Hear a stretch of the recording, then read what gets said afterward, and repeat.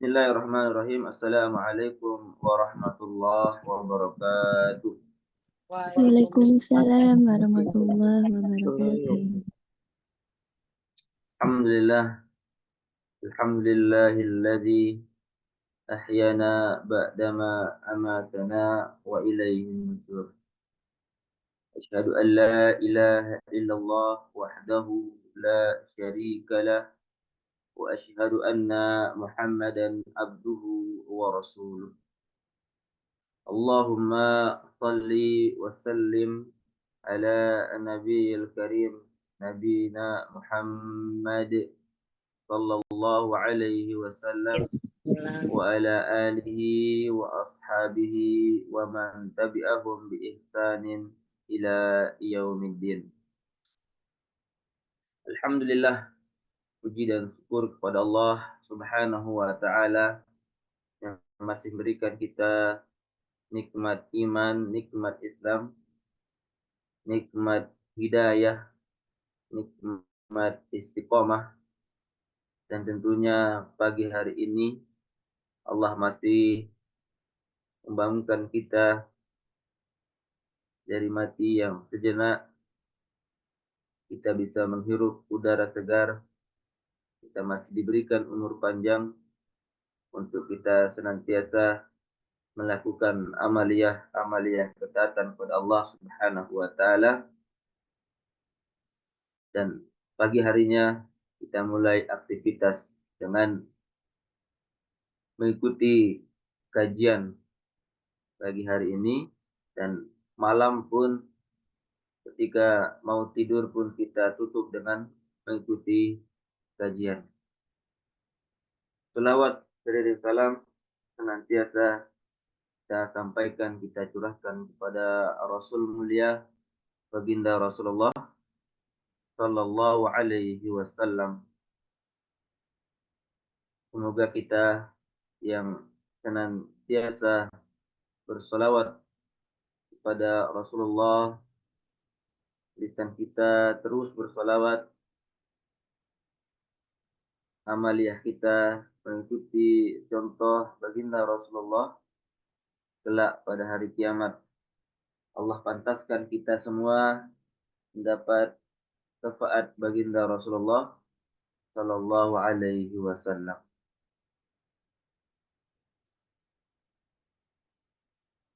Baik, jamaah Majelis Keluarga Indonesia rahimani wa rahimakumullahu jami'an. Yang semoga semuanya pagi hari ini dalam keadaan sehat walafiat, dimurahkan rezekinya, keluarganya sakinah mawaddah warahmah.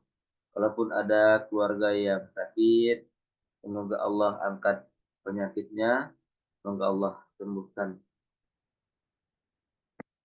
Jamaah MKI rahimani wa rahimakumullah jami'an. Alhamdulillah pagi hari ini saya bisa menjadi MC moderator kembali di Majelis Keluarga Indonesia sama guru kita nanti, sama Ustaz Dodi Al-Jambari. Pagi hari ini pembahasan masih di Asmaul Husna ya, yaitu tentang sifat Allah yang mulia, itu Al-Wali ya, yang memiliki arti maha penolong atau yang maha melindungi. Makna lain daripada Al-Wali juga itu adalah mencintai. Artinya ketika kita mencintai seseorang, mencintai pasangan kita, maka kita berusaha semaksimal mungkin untuk memberikan perlindungan, untuk memberikan pertolongan pada orang yang kita cintai. Mustahil kalau kita mencintai pasangan kita, lalu dia butuh pertolongan, butuh perlindungan, tidak kita berikan itu semua. Nah, oleh karena itu, para jamaah sekalian yang dirahmati Allah, bagaimana agar makna al-wali ini terpatri dalam kalbu kita semua, sehingga apapun masalah kita, kita hanya meminta kepada Allah Subhanahu wa taala. Ya mungkin juga para bunda baca di bukunya Tuan Guru ya, di kitab Tadabur itu, beliau tuliskan makna ba, ya, makna ba dalam basmalah itu juga artinya adalah al-isti'anah, yang maha yang berikan pertolongan, ya, yang ditulis oleh Tuan Guru di buku Tadabur Al-Fatihah. Nah, para bunda, para jamaah sekalian yang dirahmati Allah Subhanahu wa taala, mari sejenak kita sama-sama menyimak, yang mendengarkan agar sifat Allah yang mulia ini terpatri dalam kalbu kita, kita ukir dengan tinta emas, sehingga makna al-wali, yang Allah yang maha memberikan pertolongan, maha memberikan perlindungan, mampu kita terapkan di kehidupan kita sehari-hari. Baik, kepada Ustaz Dodi Al-Jambari, waktu dan tempat kami persilahkan. Syukran, jazakumullahu khair. Ustaz Fahrul Razi Mukri. Mata Allah fi kulli hayatikum insyaallah. Amin. Mbak mau tahu Ustaz? Di rumah, Ustaz. Oh, Masya Di Allah. balik. Oh, balik. Masya Allah. Apa cerita? Alhamdulillah. Masya Allah. Masya Dekat Allah. Masya Allah. tidak bahasa sasar, Tuan. Tidak. Dek man. Alhamdulillah. Dek man. Dek non lancar. Tapi Ustaz. Tapi Alhamdulillah. alhamdulillah Barakallah. Ustaz, aneh masih mohon izin Ustaz, karena Al-Qawbi yang kemarin belum selesai Ustaz. Oh, Jadi aneh gitu. mohon Barakallah, izin silakan. menyelesaikan yang masih tersisa sedikit Oh, Ustaz. iya, iya. Mohon Insyaallah. izin, kemarin tuh review kita baru bicara tentang Al-Qawbi Al-Qawi. menjadi muslim yang kuat itu kuat fisik, kuat finansial, kuat intelektual. Saya ingin tuntaskan dua lagi, yaitu kuat mental dan kuat rohani. Nanti kita lihat Masya Allah. bisa bagaimana contohnya. Baik, Ustaz. Izin, Ustaz. Silakan, Ustaz. Bismillah, salatu wassalamu ala Rasulillah. Assalamualaikum warahmatullahi wabarakatuh. Waalaikumsalam warahmatullahi wabarakatuh. Wabarakatuh. Innal hamdalillah nahmaduhu wa nasta'inuhu wa nastaghfiruh wa na'udzu billahi min syururi anfusina wa min sayyiati a'malina. May yahdihillahu fala mudilla lahu wa may yudlil falan tajida lahu waliyyan mursyida. Asyhadu an la ilaha illallah wahdahu la syarika lah wa asyhadu anna Muhammadan abduhu wa rasuluhu la nabi wa rasul ba'da. Allahumma salli wa sallim wa barik ala nabiyyina Muhammadin wa ala alihi wa sahbihi wa mawala wa la haula wa la quwwata illa billah amma ba'd. Bapak Ibu sahabat NKRI dimanapun berada, wabil khusus kepada Ustaz Fahrul Razi Mukri yang sudah menemani kita pada pagi hari ini. Syukran jazakumullahu khair. Mudah-mudahan kita semua senantiasa dalam kesyukuran kepada apapun yang Allah SWT berikan kepada kita, sekecil apapun. Hanya sekedar melepas lelah di pagi ini, hanya sekedar membuka jendela, mengucapkan bismillah dan terhirup udara segar yang kita kemudian lamat-lamat mendengar cericip suara burung dan kemudian gesekan-gesekan daun karena angin dan seterusnya gitu ya. Terserah kalau Anda mau tambahin dengan harum bukhur di pagi ini gitu ya, atau mungkin ada sisa-sisa bunga sedap malam dari kamar Anda mungkin bisa tercium, maka ini Masya bagian Allah. yang kemudian bisa menjadi penyegar udara di pagi hari ini. Salawat serta salam semoga menjadi penyempurna kesyukuran kita kepada Allah. Kita aturkan kehadirat Rasulullah SAW, berikut para keluarga, sahabat, dan para pecinta risalah dan syariat beliau hingga akhir zaman. Mudah-mudahan kita yang hadir pada kesempatan pagi ini dan menyaksikan rekaman nanti bisa menjadi bagian dari golongan orang-orang yang terselamatkan dengan syafaat beliau. Amin. Baik, sedikit tentang kuat mental. Kemarin pekan lalu kita sudah bahas tentang Al-Qawi ini, bagaimana Allah SWT memberikan cepretan kekuatan, karena dialah sesungguhnya Sang Maha Kuat. Jadi disclaimer dulu bahwa sekali lagi bahwa belajar Asmaul Husna ini bukan soal tambahan ilmu yang kemudian kita bisa gaya-gayaan dengannya. Tetapi mempelajari Asmaul Husna ini adalah bagian yang kemudian kita makin cinta kepada Allah, makin tunduk takut, makin berharap mendapatkan kecintaannya, dan kemudian kita berupaya untuk bisa mendapatkan apa yang Allah SWT berikan kepada kita, bukan dalam bentuk istidraj, tetapi dalam bentuk karunia yang Allah ridho kepadanya.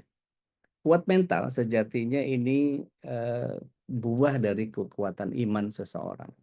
Maka dengan keimanan ya, setiap hari orang yang mukmin dia dituntut untuk tidak mudah sakit hati, tidak tersinggung, gampang menahan marah, mudah memaafkan kesalahan orang, menghapus dendam, mengendalikan nafsu. Ini adalah sebuah bentuk latihan mental yang tidak ada duanya. Memang seperti latihan fisik untuk membangun kebugaran, mental wajib untuk dilatih sehingga memiliki mental yang membaja. Mungkin kalau kita lihat bagaimana tentara berlatih gitu ya, bagaimana polisi berlatih, bagaimana pasukan-pasukan organisasi tertentu gitu ya, bagaimana saudara-saudara kita di Palestina yang juga punya latihan-latihan fisik, yang kemudian punya riadoh-riadoh yang sangat luar biasa sehingga mereka tambahkan keimanan di dalamnya sehingga kematian itu tidak lagi menghantui pikiran mereka. Masya Allah. Dan ketika kita tahu bahwa mental kita juga wajib untuk dilatih sehingga memiliki mental yang membaja. Dengan memiliki mental yang kuat, hidup kita akan terasa lebih ringan. Seberat apapun masalah tidak akan membuat kita jatuh remuk dan berputus asa. Maka beratnya masalah ini jadi batu asa yang akan membuat kualitas kita makin cemerlang. Seperti cemerlangnya intan ditimpa oleh batako, pasti batakonya yang pecah.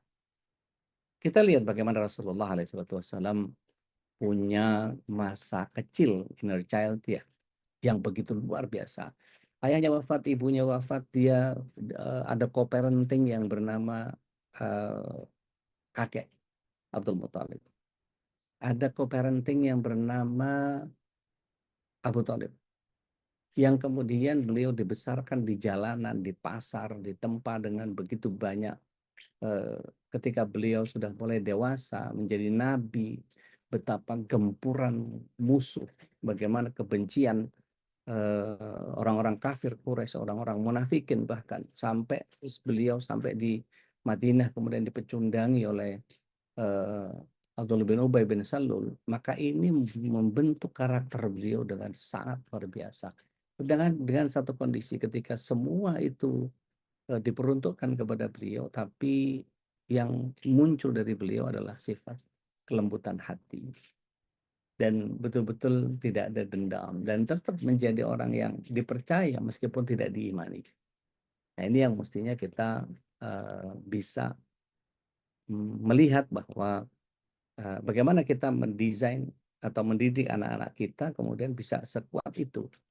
Titipkan ke pamannya, titipkan ke kakeknya, maka biarkan mereka liburan di tempat kerabat sehingga mereka mendapatkan co-parenting yang kurang lebih sama seperti Rasulullah SAW, mungkin tidak sekualitas beliau ya, dengan kerasnya alam, dengan kerasnya pergaulan dan seterusnya. Dan kita tahu bahwa bagaimana pasar-pasar ketika itu Rasulullah SAW ketika diminta untuk ikut berdagang ke Syam, ke Ethiopia, ya.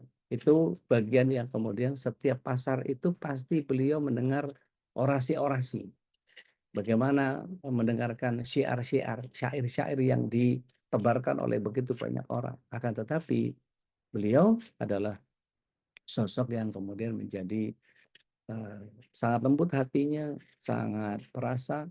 Terlepas dari beliau adalah seorang nabi, tapi beliau memang ditempa oleh Allah SWT dengan kehidupan yang sedemikian luar biasa sehingga membentuk mentalnya menjadi kuat. Jadi kalau sekarang ini ada generasi stroberi, maka siapa yang membuat generasi stroberi?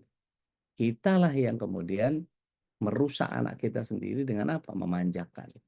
Kita kaum 90-an gitu ya, milenial, atau sebelumnya. Saya kurang apal tuh membedakan ukuran-ukurannya itu siapa yang milenial, siapa yang baby boomers apa segala macam. Kayak baby boomers di atas kita kayaknya. Ketika kita dulu kalau sekolah jalan kaki, nggak punya sepeda, mesti bareng sama teman dan seterusnya. Itu bagian yang kemudian menguatkan setiap eh, pertempuran secara mental kita. Mau minta orang tua, ya memang orang tua nggak berpunya. Mau lihat sekeliling-sekeliling juga sama keadaan dengan kita. Sehingga banyak orang yang kemudian menjadi tangguh, menjadi mentalnya kuat. Karena tempaannya juga begitu luar biasa. Akan tetapi generasi strawberry itu yang disebutnya strawberry itu kan indah ya, indah, begitu cantik, glowing ya, seger gitu ya. Tapi begitu dipencet, blenyek ya, begitu mudah busuk dan seterusnya. Nah, kenapa anak-anak kita tidak setangguh kita? Karena kita manjakan. Sekolah dijemput, sekolah diantar, padahal kalau kita dulu ya silakan berangkat jalan kaki. Saya masih ingat betul betapa saya SD itu 1 kilo lah, SMP 2 kilo. Gitu. Kalau SMA alhamdulillah di belakang rumah gitu, jadi lebih lebih pendek. Tapi kalau kita lihat teman-teman yang lain juga sama ukurannya. Dan tidak banyak anak-anak SMP yang bawa motor, bawa sepeda tuh enggak banyak lah. Ada tapi beberapa orang. Kemudian itu yang kita harus perkuat dari sisi mental. Gitu. Yang kedua, sisa yang kita belum bahas adalah kuat rohani. Jadi ini yang tidak harus ada dalam diri seorang muslim. Bagaimana tidak? Tanpa kekuatan rohani apapun yang kita miliki menjadi tidak berarti. Sekuat apapun kita, entah fisik, finansial, intelektual, dan mental, tanpa kekuatan rohani, kita akan sulit mendapatkan kebahagiaan dan keselamatan yang hakiki di dunia dan di akhirat. Karena kekuatan rohani ini atau kekuatan spiritual ini yang kemudian membuat kita menjadi bisa punya perimbangan antara apa yang kita harapkan dari Allah Tabaraka wa Ta'ala dengan apa yang kita betul-betul takuti. Antara khauf dan rojanya di manage dengan sangat luar biasa. Maka orang yang kuat ruhaninya, dia akan tampil menjadi seorang muslim yang tidak hanya taat beribadah, tapi dia rendah hati, sabar, berakhlak mulia. Dan kalau kekuatan ruhiyahnya sudah terpancar, dia bagaikan cahaya matahari masuk ke relung hati. Masya Allah. Ini bukan soal bagaimana dia tetap berpesona, bukan. Tetapi bagaimana dia menumbuhkan bibit-bibit menerangi yang ada dalam kegelapan, menyegarkan yang layu. Dan andai kata kekuatan lainnya terbatas, maka kita mestinya bangun kekuatan ruhiyah kita. Sehingga sekali bicara, daya gugahnya akan menghujam dan daya ubahnya akan sangat kuat. Dan perkataan yang sama akan berbeda hasilnya kalau keluar dari orang yang kuat ruhiyahnya dengan orang yang lemah ruhiyahnya. Maka penting bagi kita membangun kekuatan ruhiyah ini supaya bisa efektif jadi manfaat buat banyak orang. Nah, bagaimana caranya kita membangun kekuatan ruhiyah? Maka ada yang kita sebut sebagai tazkiyatun nafas. Atau mungkin sebagian orang-orang yang gemar dengan teosofi mengatakan dengan tasawuf, gitu ya. Tapi ini masalah istilah yang kemudian setiap eh, tempuhan cara ini adalah bagian yang kemudian penting atau beruntung orang yang bisa menjaga kebersihan hatinya. Pandangannya dijaga, omongannya dijaga, telinganya hanya mendengar sesuatu yang Allah suka dan bermanfaat. Dan semua yang kita rasakan harus mendekatkan diri kepada Allah. Juga riadohnya harus lebih digencarkan. Maka malamnya tidak akan terlewat tanpa tahajud. Juga meskipun cuma 2 rakaat, tapi dengan kualitas yang tetap terjaga. Oh iya, Imam Syafi'i itu konon beliau hanya tahajudnya sholat 2 rakaat. Mungkin sebagian dari kita mungkin merasa kalau 2 rakaat sih insya Allah nggak berat lah Ustaz ya. Tapi jangan lupa bahwa Imam Syafi'i itu 2 rakaatnya menghatamkan Al-Quran. Jadi 20 juz di awal, rakaat kedua 10 juz. Ya, iya wong dia hafal Quran, model kayak kita halah-halah gitu ya. Tapi kita perlu latih itu. Jadi ketika kita misalnya Senin Kemis gitu ya, kita usahakan untuk saum. Ketika punya uang berlatih untuk mengeluarkan sedekah. dilatih untuk menunduk, mulut dilatih bicara seperlunya, pendengaran yang tidak perlu dikurangi, lisannya selalu berzikir, sholat tepat waktu, jaga wudhu, dan lain-lain. Setidaknya membaca Al-Quran itu kita punya target sehari itu berapa lembar. Artinya gini, kalau kemudian setiap orang yakin bahwa tidak ada pengetahuan tentang saya ini makhluk surga atau makhluk neraka ya, saya ini akan berakhir di surga atau berakhir di neraka, takdirnya tidak pernah kita ketahui. Tetapi satu hal yang kita yakini ketika kita melakukan amalan-amalan yang jelas-jelas membuat kita mendekatkan diri kepada Allah Tabaraka wa Ta'ala, apapun takdir yang terjadi atas kita bisa dirubah. Masih ingat ya bahwa takdir itu sifatnya dari Allah Subhanahu wa Ta'ala mutlak, tetapi kalau kemudian dari versi kita, ternyata Allah bisa menjadi sangat relatif terhadap takdir. Ketika kita punya variabel perubahnya, maka Allah akan merubah sekehendak hati. Artinya gini, apakah takdir bisa dirubah? Qadarnya enggak, qadanya yang bisa. Apa bedanya qadar dengan qada? Kalau qadar itu saya terlahir laki-laki, Anda terlahir perempuan, nggak ada yang bisa dirubah. Gitu. Terlahir lebih tua, terlahir lebih muda, nggak bisa dirubah.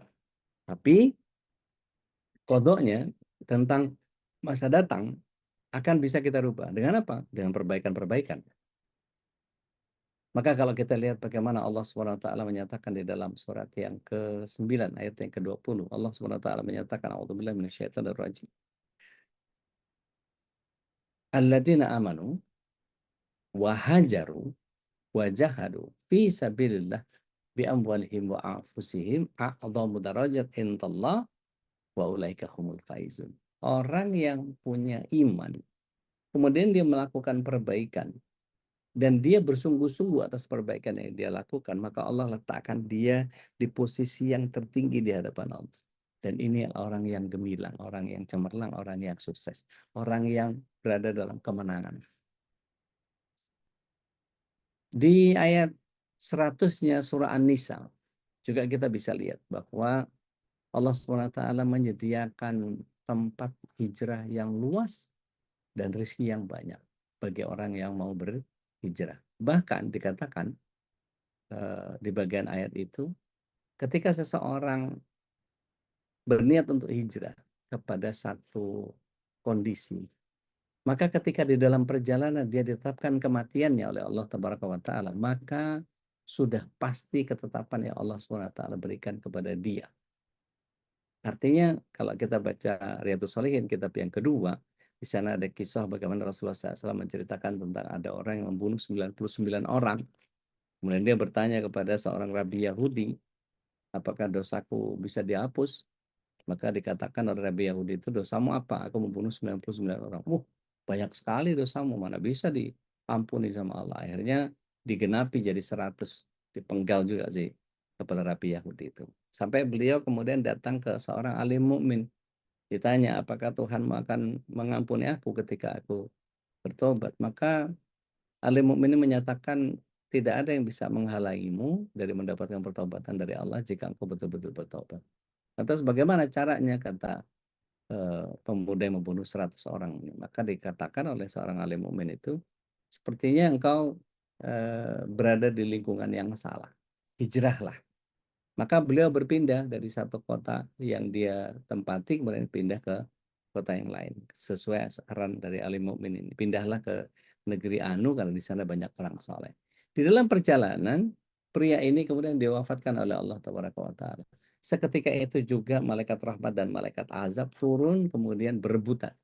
Ini hak saya. Oh, nggak bisa, ini hak saya. Karena Allah sudah menentukan bahwa dia hijrah, pasti diselamatkan oleh Allah SWT. Oh, tidak bisa, dia belum melakukan amalan apapun. Dia begitu banyak melakukan kesalahan. Akhirnya Allah SWT munculkan seorang manusia dari kalangan malaikat. Artinya dari kalangan malaikat diserupakan dengan manusia, jadi penengahnya buat mereka. Sampai akhirnya dua malaikat rahmat dan malaikat azab ini bertanya kepada penengahnya. Ditanyakan, yaitu menurutmu bagaimana? Dia melakukan begitu banyak dosa dan dia hijrah dan mati dalam keadaan sudah berhijrah. Maka manusia yang jadi malaikat yang jadi manusia penengah ini kemudian menyatakan, cobalah hitung dari tempat yang dia tuju atau dari tempat yang dia tinggalkan. hitung jarak tubuhnya ini sampai ke jarak yang apakah dia lebih dekat kepada kampung yang ditinggalnya atau kampung yang dia tuju. Jika dia lebih dekat kepada kampung yang dia tinggalkan, maka dia miliknya malaikat azab. Tapi jika dia lebih dekat kepada kampung yang di mana dia hijrah, maka dia miliknya malaikat rahmat. Seketika itu malaikat langsung melesat ke kampung yang dimaksud, maka kemudian mereka menghitung dengan langkahnya. Maka Allah tabaraka wa taala dikatakan dalam hadis yang lain, Allah SWT mengkerutkan jarak antara mayit itu dengan orang kampung yang dituju. Maka dia menjadi miliknya malaikat rahmat. Kalau kita lihat surat 4 ayat 100 sama isinya itu. Ada yang berkenan mau baca surat 4 ayat 100? Tafadhali. Tafadhal mashkur. Iya udah. Mangga. Bismillahirrahmanirrahim. Dan barang siapa berhijrah di jalan Allah, niscaya mereka akan mendapatkan di bumi ini tempat hijrah yang luas dan rezeki yang banyak. Barang siapa keluar dari rumahnya dengan maksud berhijrah karena Allah dan Rasul-Nya, kemudian kematian menimpanya sebelum sampai ke tempat yang dituju, maka sungguh pahalanya telah ditetapkan di sisi Allah, dan Allah Maha Pengampun, Maha Penyayang. Masya Allah. Masya Allah. Syukran jazakumullah khairan Nadia. Jadi ketika kita betul-betul melihat bahwa Allah begitu indah cara menghargai sebuah proses. Jadi kalau kita kemudian punya variabel perubah itu dan kemudian kita lakukan, Allah pasti membela kita, pasti Allah memberikan kemudahan bagi kita. Bahkan dalam hadis riwayat Bukhari dikatakan bahwa man yuridillahu bihi khairan. Ya, barang siapa yang Allah SWT kehendaki dia mendapatkan kebaikan.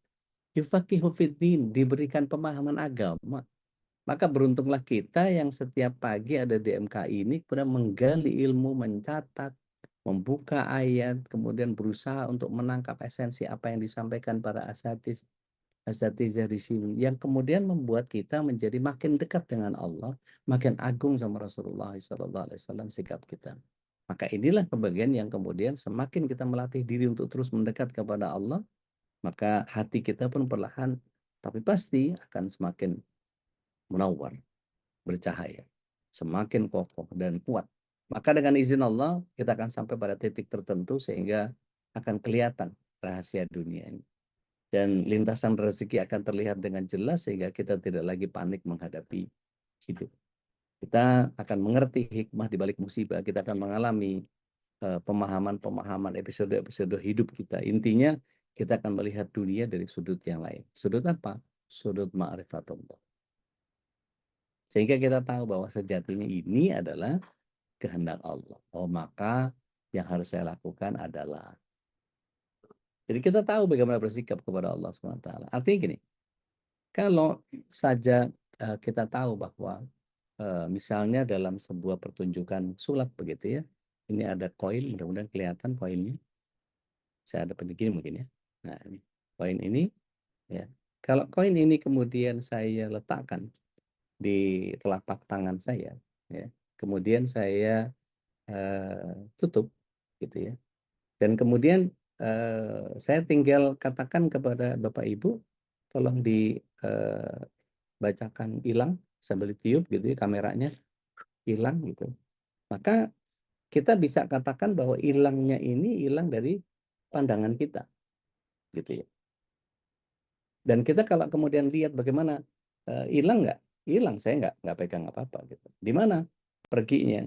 Nah, trik ini yang kemudian kalau kita tahu bahwa oh pesulap itu gitu mainnya gitu ya. Sehingga pada saat ditunjukkan begini ya nggak kelihatan wong yang diletakkan itu caranya begini. Kalau ada yang mau latihan monggo silakan, cuman buat ngerjain anak-anak gitu ya. Kita letakkan seperti ini ya. Kemudian kita pura-puranya letakkan di telapak tangan ya. Kemudian kita tutup pandangan mata orang dengan jari-jari kita. Padahal larinya si koin ini adalah larinya kita letakkan di selipan antara jempol dengan telunjuk gitu. Sehingga kalau dilihat begini nggak kelihatan gitu.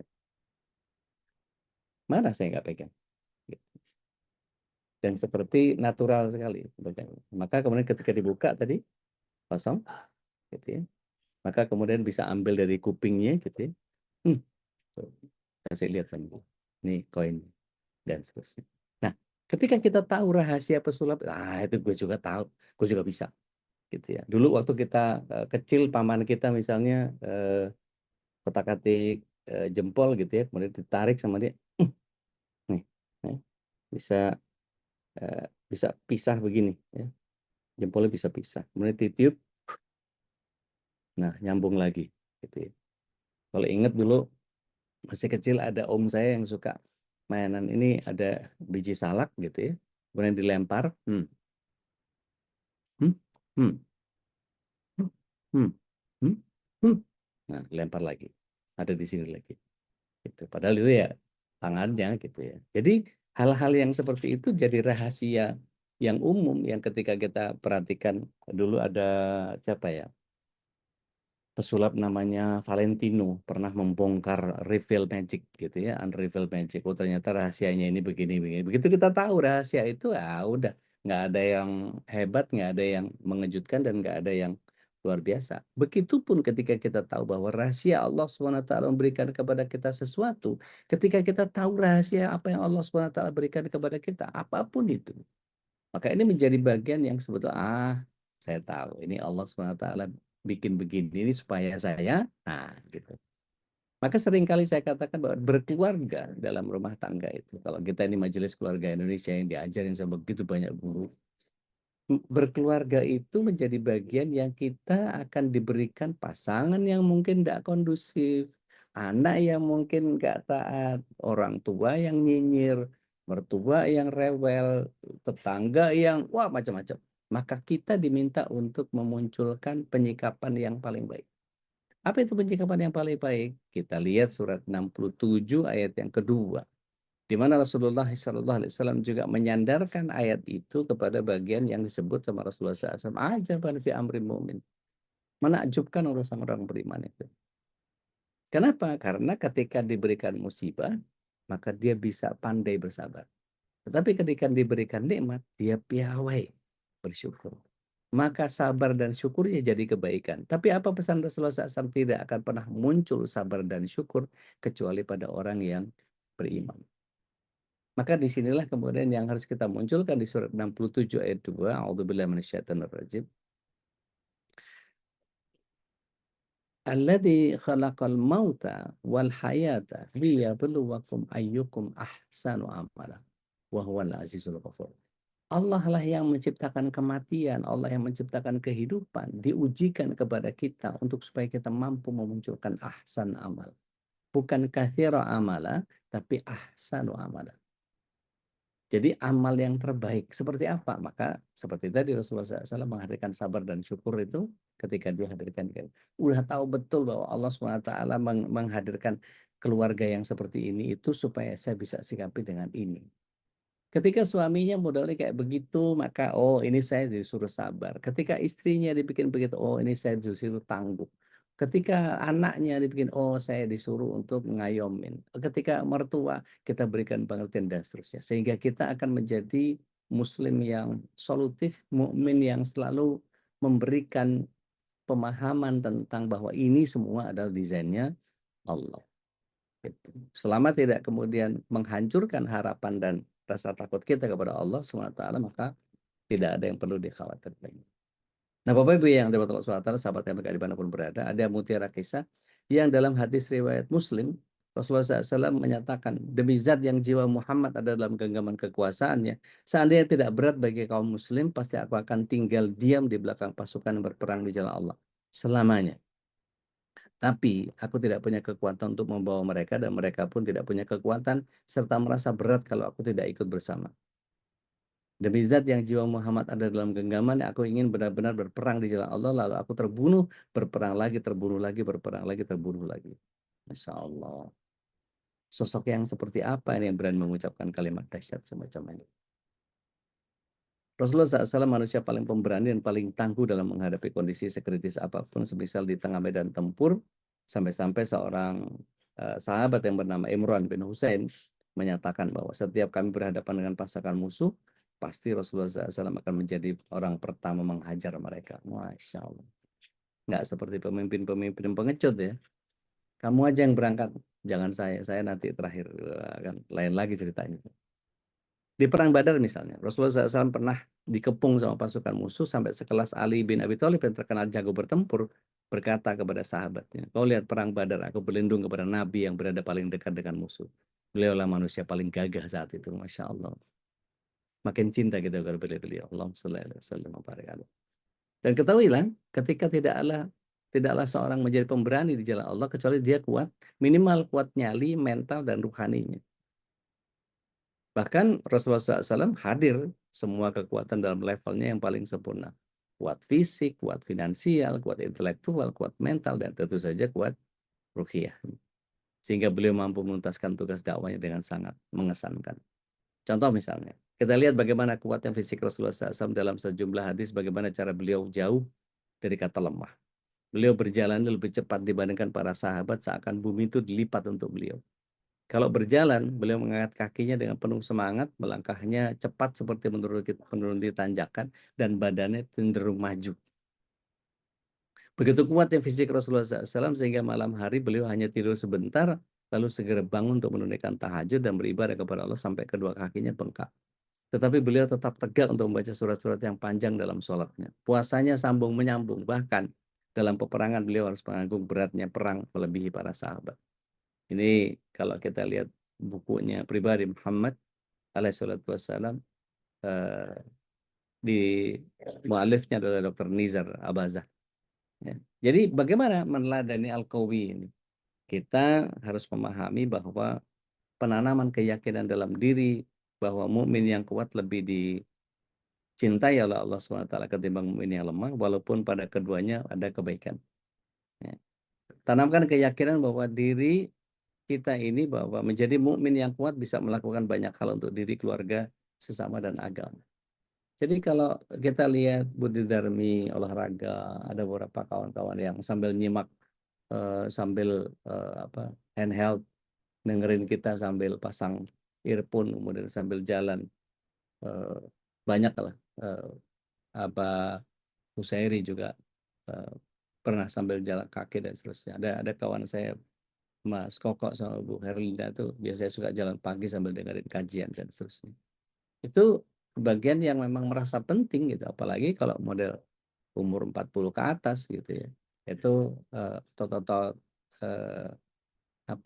kaki, otot-otot bawahnya itu harus dilatih. Setidaknya yang paling gampang nih ya, latihan kita itu duduk berdiri. Jadi di bangku begini duduk gitu ya, kita letakkan bokong kita ke kursi, kemudian berdiri.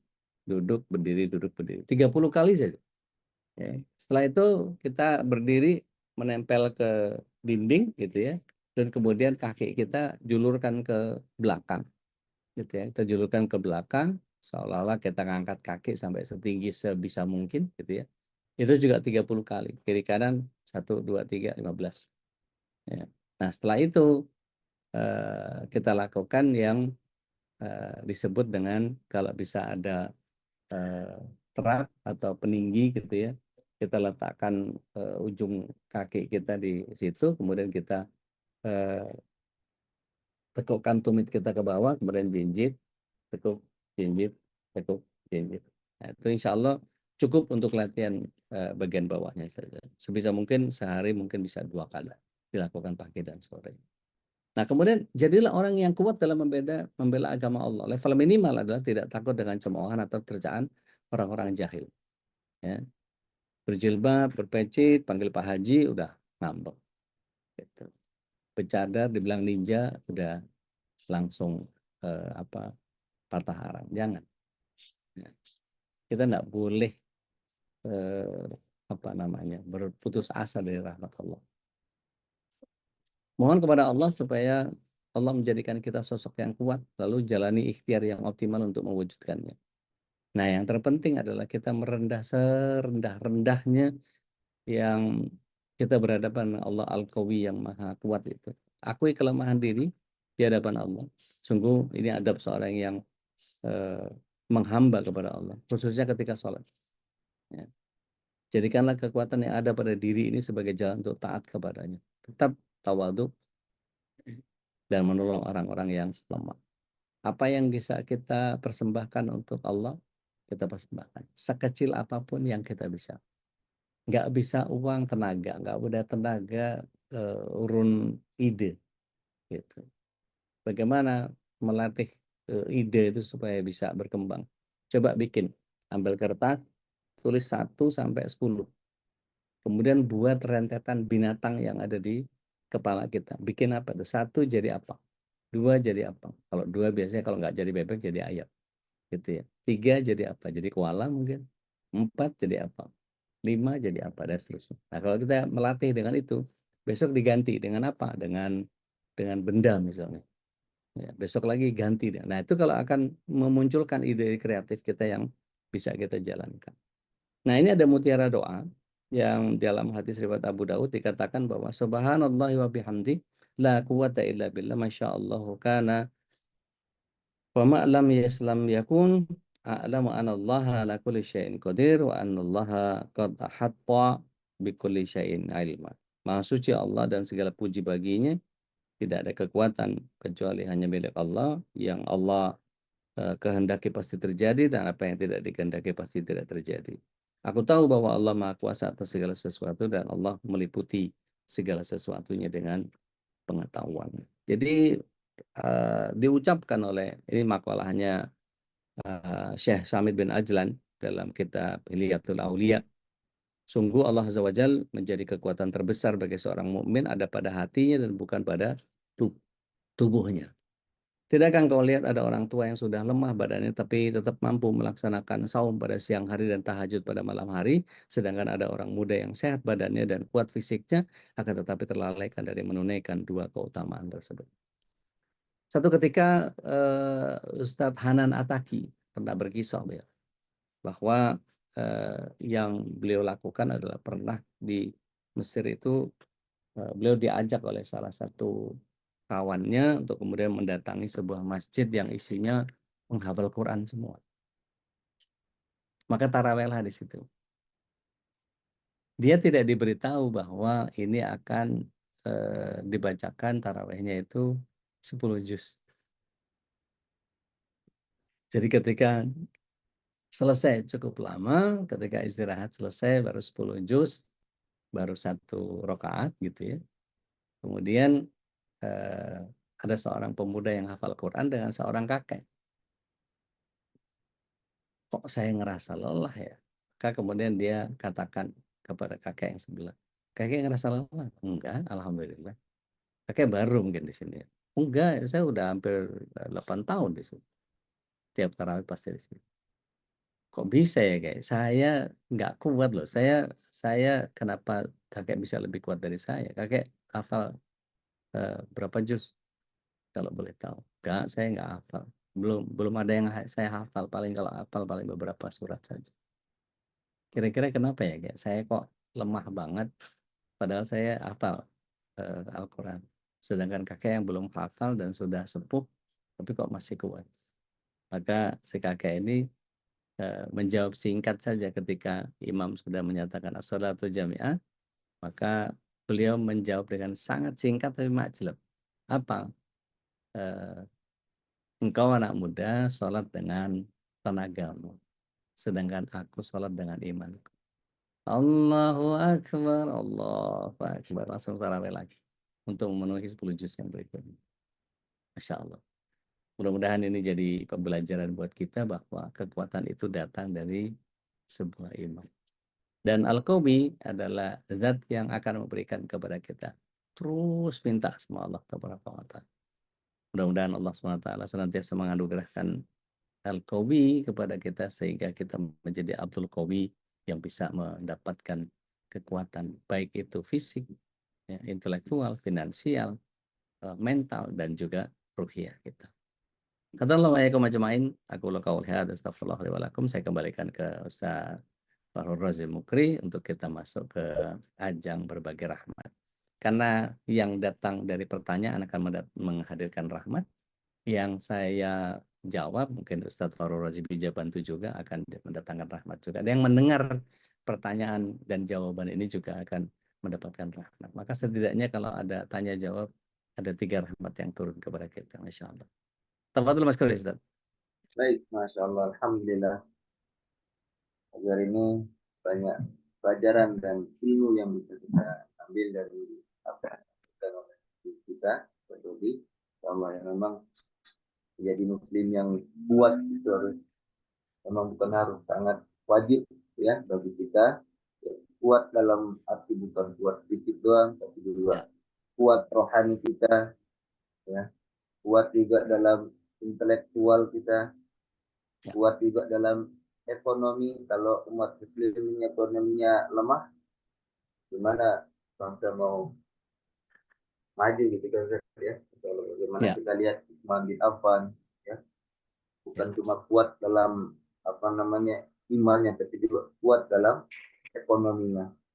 Nah, Baik, Masya Allah, para bunda, para jamaah sekalian yang terhormati Allah, silakan mungkin ada yang ingin disampaikan atau ditanyakan terkait materi sifat Allah yang mulia al-qawi, ya, bagaimana kita menjadi seorang muslim yang kuat. Silakan, nggak harus nanya loh ya, bantah, nyanggah juga boleh. oleh Silakan. dan masukan tambahan dari Nadia, silakan. Assalamualaikum warahmatullahi wabarakatuh. Waalaikumsalam Waalaikumsalam warahmatullahi warahmatullahi wabarakatuh. wabarakatuh. Udah tips apa Ya. saja yang bisa kita lakukan supaya bisa selaras hati, jiwa, raga, pikiran supaya kuat gitu, Dek. Kadang-kadang kan ada yang tumpang tindih gitu. Ya. Masih udah Bismillah. Assalamualaikum. Bismillah, salatu wassalamu ala Rasulillah. Menyelaraskan itu memang idealnya bisa selaras. Tapi benturan kadang-kadang kan intinya gini, setan kan nggak pernah ridho sama orang soleh ya. Mana yang paling lemah, sisi yang kita gampang digempur, maka digempur di situ. Bagian yang kemudian harus kita yakini bahwa apa yang kita lakukan ini pertama niatkan lillah. Satu. Yang kedua, yang kita cari adalah bagaimana Allah Subhanahu wa Ta'ala bisa memberikan 3 hal sekaligus. Rahmat, ampunan, dan keridhoannya. Tidak ada cara lain kecuali kita mengikuti Rasulullah SAW dengan baik. Mari kita lihat surat yang ketiga ayat yang ke-31 dan surat 9 ayat yang ke-100. Di situ jelas dinyatakan oleh Allah Tabaraka wa Ta'ala. A'udzubillahi minasyaitonir rajim. Qul in kuntum tuhibbunallah fattabi'un. Yuhibbukumullah wa yaghfir lakum dzunubakum wallahu ghafurur rahim. Katakan wahai Muhammad kepada orang-orang yang mengaku mencintai aku, kata Allah, maka Rasulullah SAW diminta untuk menyatakan segeralah ittiba kepada aku. Fattabi'uni. Apa konsekuensi logis orang yang mengikuti Rasulullah SAW? 2. Yuhibbukumullah wa yaghfir lakum dzunubakum. Jadi yang mengikuti Rasulullah SAW dengan ittiba, mengikuti dengan ilmu, maka Allah SWT akan memberikan rahmat dan ampunan dosa. Masya Allah. Yang kedua di surat 9 ayat yang ke-100 Allah SWT menyatakan ada di bagian yang ketiga setelah muhajirin dan ansar. Orang-orang yang terdahulu di zaman-zaman awal masuk Islam di antara kalangan muhajirin dan ansar. Walladzina taba'uhum biihsanin. Orang-orang yang mengikuti mereka dengan baik. Mereka siapa? Muhajirin dan Ansar. Kalau disimpulkan, Muhajirin dan Ansar itu siapa? Ya Rasulullah SAW dan para sahabat radhiyallahu alaihim ajmain. Yang ketika kita ikuti dengan baik, bukan inisiatif kita, bukan ngarang, bukan ngayal, bukan ngawur. Betul-betul ada ayat yang mereka jadikan sebagai dasar. Ada hadis yang mereka jadikan sebagai hujah. Maka atas dalil itulah kemudian dia mengerjakan sesuatu sehingga kemudian dia mengamankan dirinya ketika mengikuti dengan baik. Apa ayat itu selanjutnya? Radhiyallahu anhum wa radwan. Allah akan meridhoi mereka dan mereka pun ridho kepada Allah. Jadi, saya singkat 2 ayat itu, ketika kita mengikuti Rasulullah SAW dan para sahabat dengan baik, maka kita akan mendapatkan 3 hal. Ada rahmat Allah, ada ampunan Allah, ada ridhonya Allah. Maka kalau diterjemahkan dengan pola mafhum mukhalafah, dimaknai kebalikannya. Apakah jika ketika kita tidak mengikuti Rasulullah SAW, kita akan tetap mendapatkan rahmatnya Allah? Enggak. Ampunan? Enggak. Ridho? Enggak. Ya Allah, sia-sia banget apa yang kita jalankan itu ketika kita berangkat dari rumah menuju ke satu tempat. Yang satu berdoa, yang satu enggak berdoa. Sama-sama nyampe enggak? Nyampe. Tapi yang mendapatkan rahmat, ridho, dan ampunan dari Allah SWT yang berdoa. Sama seperti ketika kita menggunakan baju. Tadi pagi, waktu kita pakai baju, diucapkan nggak itu doa yang seperti Rasulullah SAW doakan. Alhamdulillahilladzi kasani hada thauban wa razaqani min ghairi haulin minni wala quwwah.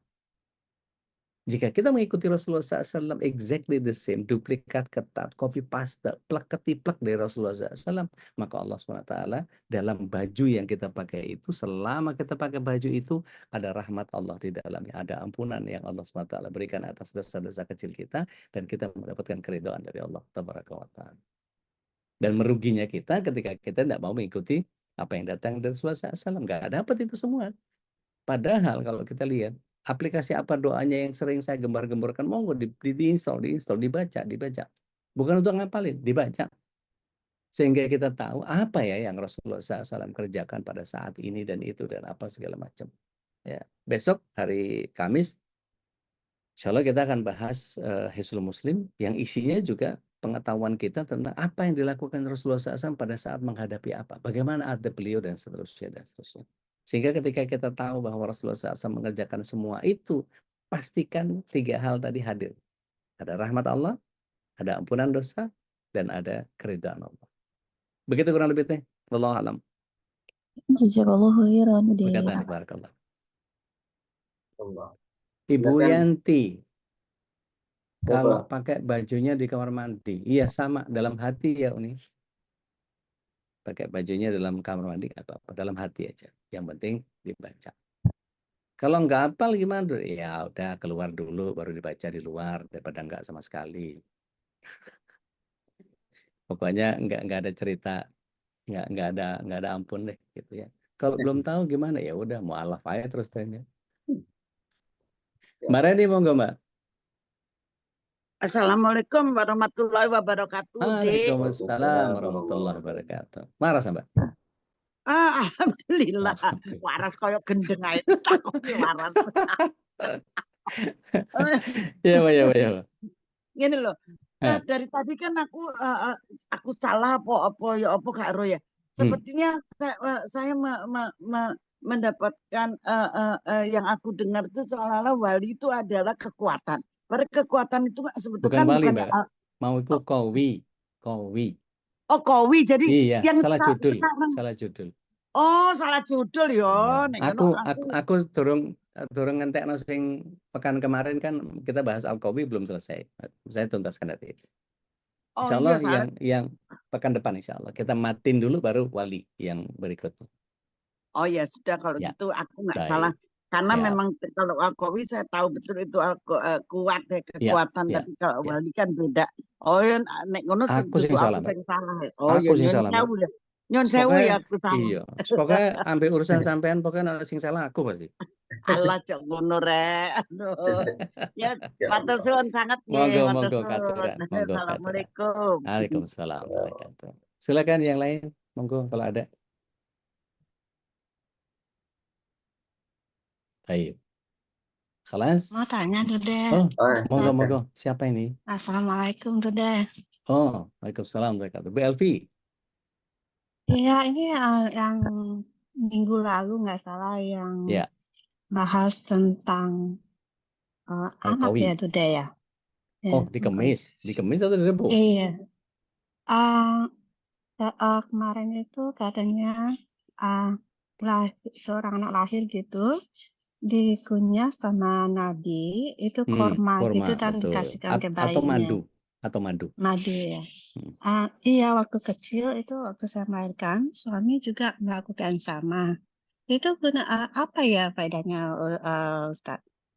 Baik, bismillah. Assalamualaikum warahmatullahi wabarakatuh. Ini pertanyaan Kemis Jazakallahu sebetulnya. khairan. Kalau pagi ini kan kita Asmaul Husna ya, tapi nggak apa-apa, saya jawab insya Allah.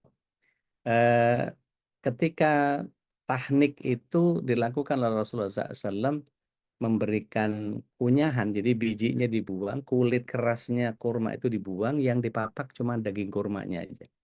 Dihancurin, dilembutin. Setelah itu menggunakan jari beliau sematkan di langit-langitnya bayi.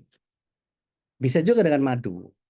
Nah, kalau dilihat beberapa penelitian dari dunia kesehatan bahwa madu dan kurma itu punya sifat yang sama, yaitu menghangatkan. Sehingga karbohidrat yang terkandung di dalam kurma dan madu ini adalah karbohidrat yang kompleks. Sehingga mengurai jadi gulanya itu tidak tidak serta-merta langsung jadi gula, tapi dari fruktosa ke sukrosa baru jadi glukosa. Berbeda dengan gula atau nasi, itu begitu kita olah dia langsung jadi glukosa. Sehingga kadang-kadang untuk orang-orang tertentu yang pankreasnya sudah rusak itu atau ginjalnya bermasalah, biasanya ada glucose spike. Gula darahnya tiba-tiba naik. Tapi untuk bayi kan nggak ada masalah. Gitu. Nah, diketahui juga nanti Dokter Niza nih yang bisa ngejelasin nih dokter laktasi ya. Jadi kalau dalam dunia bayi itu yang pertama kali merangsang instingnya bayi untuk mengisap, kan lidahnya otomatis begitu ada sesuatu yang asing, lidahnya langsung ke atas dan kemudian dia berusaha untuk ngenyot gitu ya, untuk menghisap. Nah, itu sebetulnya latihan dasar yang kemudian bisa distimulir dengan itu. Setelah itu dia akan ketemu puting ibunya gitu ya. Apalagi yang kemudian kita pelajari bagaimana seorang ibu itu melakukan yang namanya IMD, inisiasi menyusui dini, bukan IMD, IMD. Ya, inisiasi menyusui dini. Itu kadang-kadang ada dokter yang iseng itu, jadi ini kepala ibunya gitu ya, bayinya malah diarahin ke perut gitu. Itu bisa berputar sampai kemudian menemukan puting susu baik yang kanan atau yang kiri. Nah, ibu-ibu yang melakukan IMD tolong sharing sama saya berapa menit, ada yang paling cepat nggak nih? Ada berapa? Ada berapa orang yang melakukan IMD waktu anaknya lahir? Ada nggak di sini? Ada yang bisa bantu saya? Oke, Mbak Nana, berapa menit Mbak Nana? Bismillah, Ude, waktu Aisyah itu sekitar cepat, Ude, Berapa? 3 menit. Berapa? Insya Allah 3 menit. Masya Allah, posisinya dekat sama puting. Agak dijauhin dikit, Ude. Oh, Masya Allah, luar Insya biasa. Badin, Badina, Waktu itu sehabis SC langsung kurang lebih nggak nyampe 2 menit, kayaknya cepet kok Ude. Masya Allah. Posisi kepala Kakak bayi adik. dekat sama puting. Iya, nggak terlalu jauh gitu, nggak Oh, terlalu oke. jauh habis karena dua-duanya SC, habis SC langsung gitu. Oh, Masya Allah. Tanpa dibantu tuh ya, langsung kuruket sendiri gitu ya. Enggak, Langsung cuman itu. ditaruh di dada Dina gitu. Masya Dede sama Allah, kakak taruh di Masya dada Allah, Dina. Masya Allah, Masya Allah. Itu kan artinya di kepala anak kita sudah ada GPS yang mendorong dia untuk cari puting. Itu kan fitrah yang Masya Allah, luar biasa. Jadi bagaimana cara Allah SWT menghadirkan itu. Gitu Bu Elvianti, mudah-mudahan bisa difahami bahwa memang itu sunnahnya mentahnik bayi seperti itu. Gitu. Wallahu a'lam. Bisa. Syukran jazakumullah khair Mbak Nanda, Mbak Dina. Baik, Ustaz, sepertinya mataharinya sudah makin tinggi nih, Ustaz. Masya Allah. Harus berjemur ya. Baik. Alhamdulillah para bunda jamaah sekalian yang hadir pada pagi hari ini. Dan semoga apa yang pagi hari ini kita dapatkan ilmu yang disampaikan oleh guru kita, insya Allah bermanfaat, dan tentunya ya kita berusaha untuk mengamalkan ya di kehidupan kita sehari-hari hingga kita menjadi muslim yang kuat, bukan cuma kuat fisiknya, juga kuat imannya ya. Ya, Masya Allah, seperti yang mana tadi yang sampaikan bahwa seorang kakek aja mampu terawih, sedangkan ada anak muda yang udah capek gitu kan, karena memang dia melakukan amaliyah ketaatan karena iman, ya bukan karena fisiknya. Insya Allah kita juga dalam aktivitas ibadah dan lain sebagainya tentu kita berusaha melakukan dengan ikhlas, melakukan dengan iman, melakukan karena Allah Subhanahu wa Ta'ala. Baik, alhamdulillah, insyaallah. Kita sama-sama tutup kajian pada pagi hari ini dengan melafazkan alhamdulillah dan doa kafaratul majlis. Alhamdulillahirabbil alamin. Subhanakallahumma wa bihamdika asyhadu an la ilaha illa anta astaghfiruka wa atubu ilaik. Syukran pada Ustaz Dodi yang sudah berikan materinya pada pagi hari ini. La Juga syukra pada ala para wajib. jamaah yang hadir pada kesempatan Zoom pagi hari ini. Semoga semuanya pagi harinya mendapatkan keberkahan. Baik, sama-sama kita akhiri. Barakallahu fikum jami'an. Assalamualaikum warahmatullahi wabarakatuh. Waalaikumsalam warahmatullahi wabarakatuh. Oh, Nuna Premium Palm Sugar dijamin 100% organik. Manfaatnya banyak sekali, diantaranya